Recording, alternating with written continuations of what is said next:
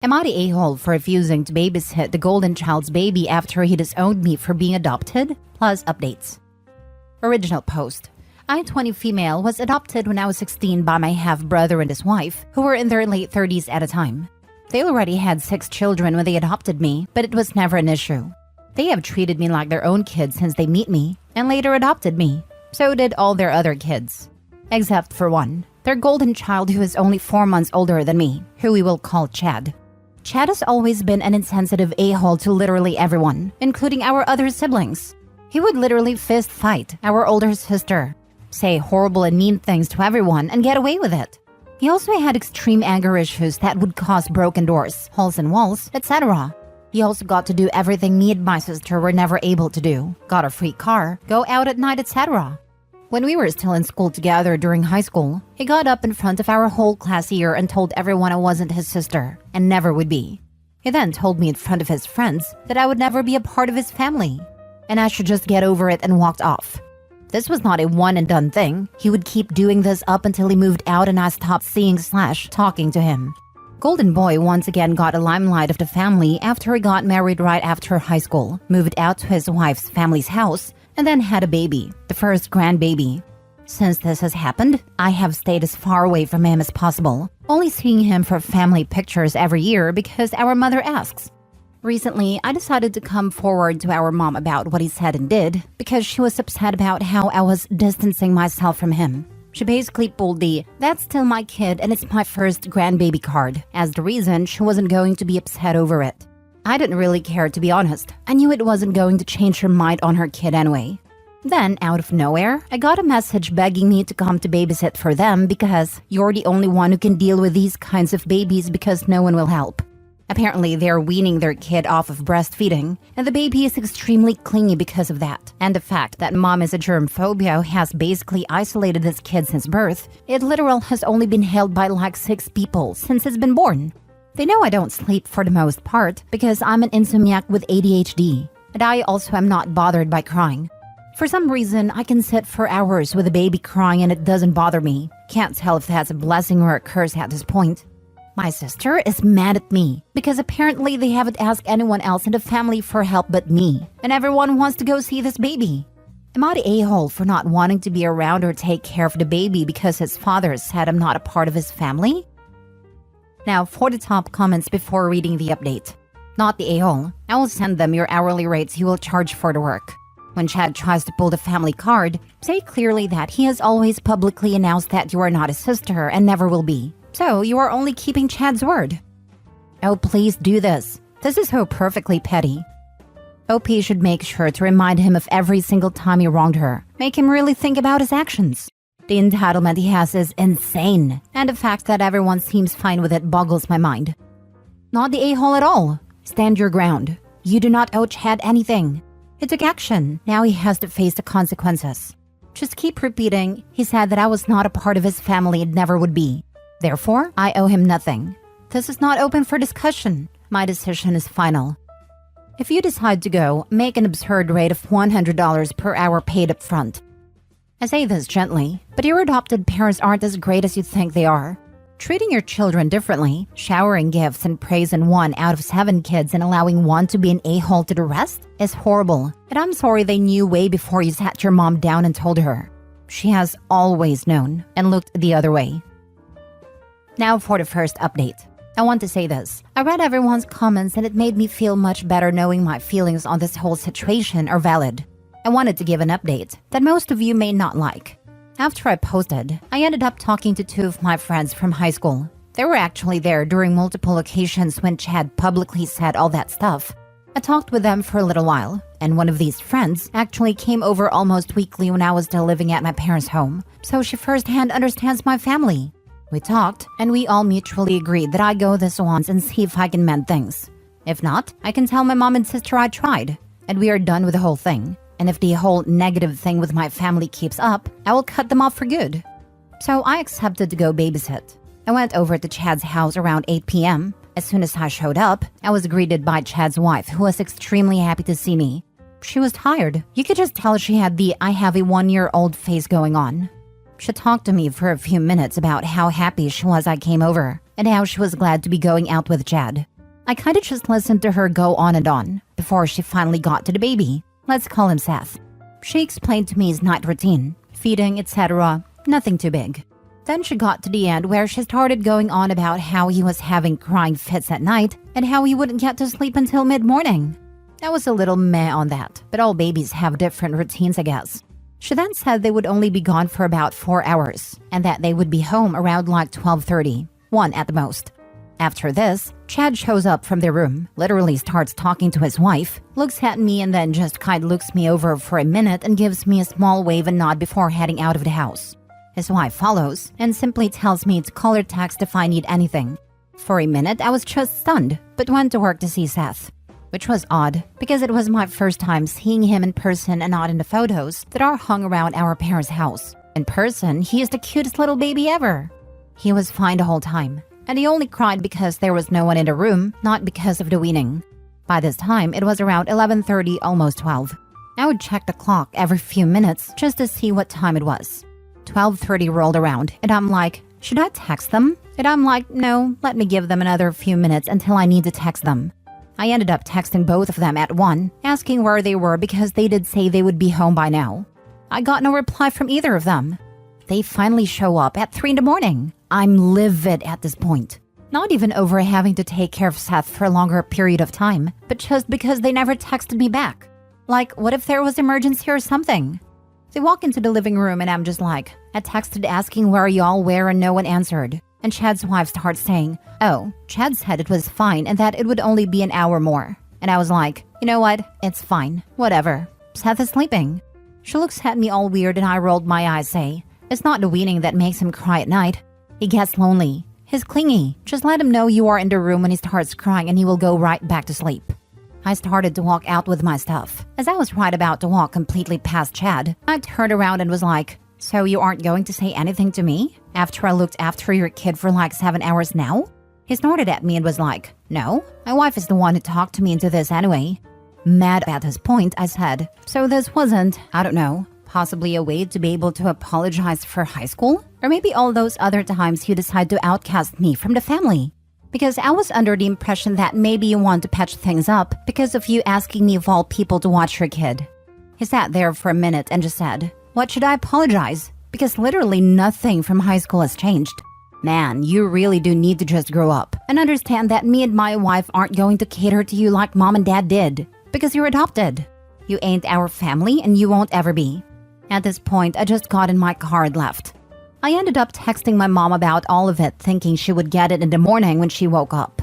No, of course she had to be awake.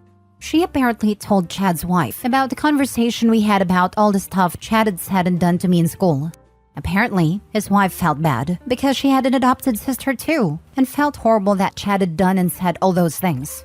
Apparently, mom didn't know about Chad asking about the babysitting thing until now, and she started talking to the wife who is now upset.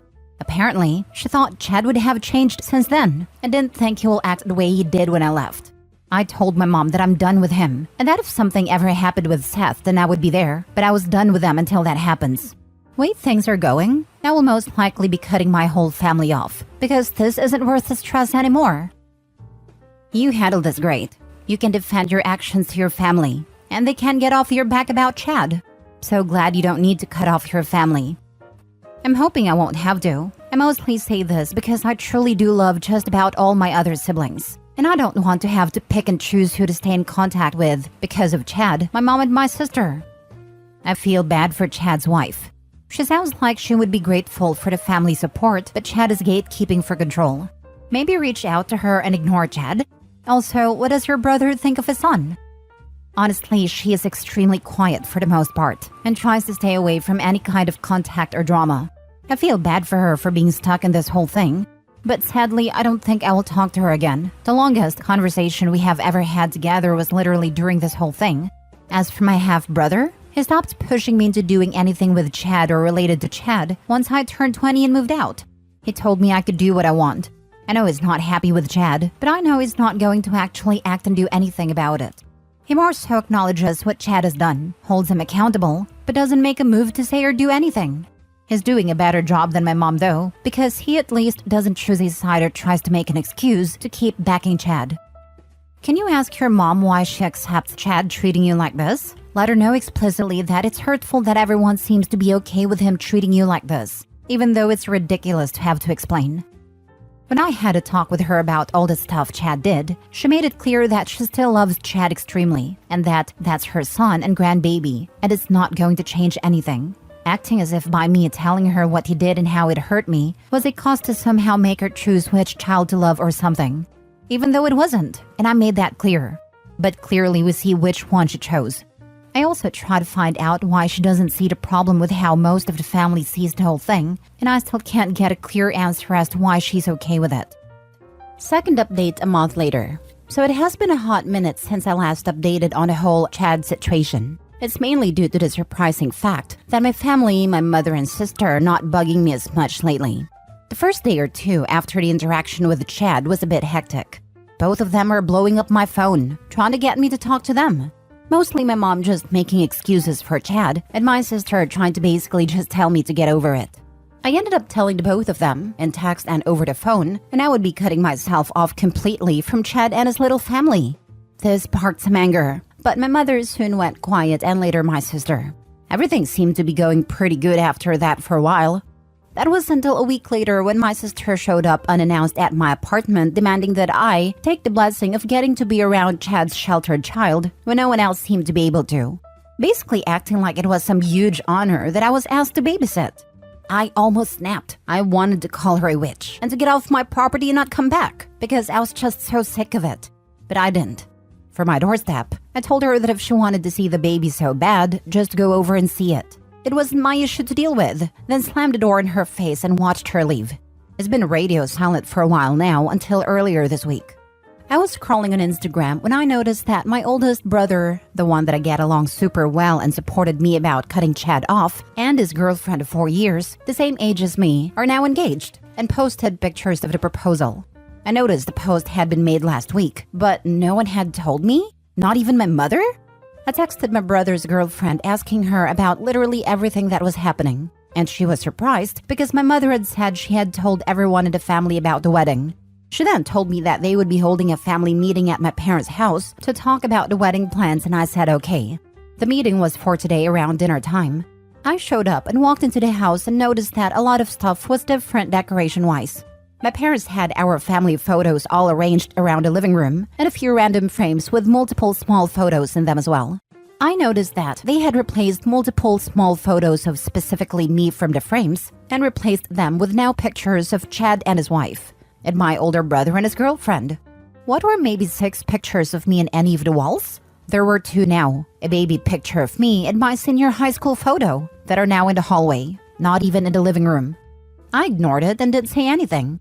After a while, everyone showed up except for, of course, Chad, who my mom pulled the he wanted to spend time with his baby BS. They all started talking about the people plans of the party, aka people who were going to be key parts of the wedding cast. I tried my best to listen and take in all of what my brother's girlfriend was saying, and I noticed by the end of it all that my name was literally never added into any of the main plans. I wasn't mentioned at all. For another in the plans, that I started to question why I was there, if I wasn't going to be the main plans of the wedding. I was kinda like, why not just send me an invitation then? I went home and texted his girlfriend asking about what had happened at a little meeting. Apparently, my mother had told her that I wouldn't want to be involved in any of the wedding stuff and that it wasn't my thing. She called me infeminine and that I wouldn't like doing any kind of bridal stuff because I'm not girly. She then said everything was set in stone now. My older sister is going to be a bridesmaid and my little sister is to be a flower girl. My little brother will be the ring holder and my other little brother and Chad will be groomsmen. And apparently my mother also told her that because of what happened with Chad, that I shouldn't be sat at a family table but at a guest table. I will just be another guest at the wedding. I didn't really say anything back because it hurt. It hurt that my mother would say that about me, that I was unfeminine, and that just because I myself didn't do a lot of girly things in my spare time, I wasn't going to be able or enjoy doing something like a wedding or be a bridesmaid. I can't believe she would say that about me. To be honest, I don't know if I'm even going to go. The wedding is scheduled for the end of the year. It sounds stupid and petty, but this hurt me. It hurt that I'm being outcasted, most likely due to Chad once again. As I'm typing this, my sister is texting me about how she's helping plan all the bride stuff. Honestly, I'm going to leave it off at this for right now, because I don't know how to even feel, if you know what I mean right now. What's your older brother's take on it? Does he know about you being excluded?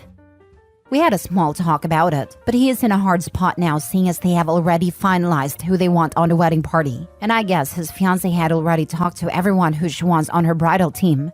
The one thing he said that he's going to try and get changed is the table seating, because he thinks that what my mom said about the whole Chad thing is stupid.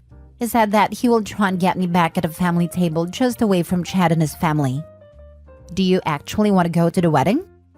It was the only other one I was actually wanting to go to. Not going to my older sister because of how mean she is to me, and she lets her boyfriend verbally bully me whenever he's near me. My little brother, who is 15, is being pressured into marrying his girlfriend once they turn of age, but not going to that. And the rest of my siblings are elementary school age. I guess I was just really excited because he's the only sibling that I actually get along with. Third update. I don't even know what to say. I didn't expect to update again so soon, but I just got the news from my older brother's fiancée. Chad's wife is pregnant again.